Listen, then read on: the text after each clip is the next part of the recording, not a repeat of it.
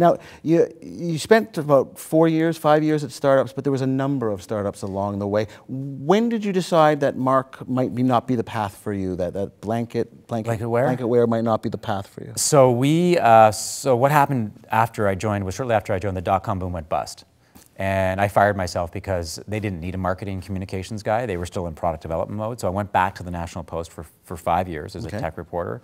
I had an awesome run, mostly writing about how terrible Nortel was and that entire decline of Nortel, which was amazing as a reporter. Remember, we like two types of stories: really good stories and really bad stories. And Nortel was a really bad news story. It was still going on today. It was great. And then in 2006, I got a call from Rick Siegel, who was with JLA Albright, which was venture capital, yep. And said, "We got this blog network called B5 Media. We'd like you to join to be VP Operations or VP Content." Now, you just spent time back in big business. You went back to big business for a variety of reasons. Right. One of them was stability, cash flow, a need. Right. And now you're thinking about doing it again. Right. Did you jump just as fast? Yeah, I did actually. It was probably easier the second time around because I felt more comfortable leaving journalism for a few reasons. One is I had started writing a blog, so I had a new outlet, whereas during the dot-com boom, there was no such thing as blogs, or blogs weren't mainstream. No, if people wanted to read your writing, they picked up the newspaper. Right. A second was that I had started to branch out in other entrepreneurial directions. Like I had started a conference called Mesh, which is carrying on today. I started to be approached by startups to become advisors. So I was starting to sort of develop these outside interests. So when Rick came around and asked me if I had interest in joining a startup, I was ready.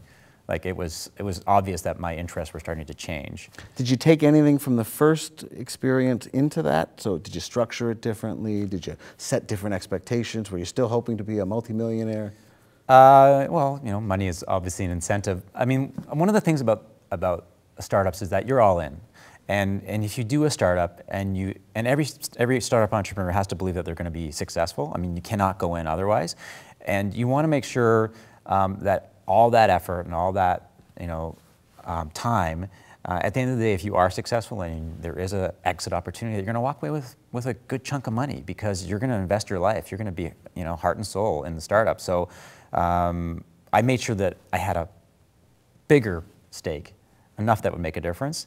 So you're talking about an equity position, of a more significant size. Yeah, and then I had a proper contract that sort of spelled out all the legalities of working for a startup, and that's important too because it's like anything. It's an agreement to work for a company under certain terms, and you never know what's going to happen, and you want to have that kind of thing in place so that you can protect yourself. So I was prepared. I was prepared mentally and in terms of how I approached it from a business perspective.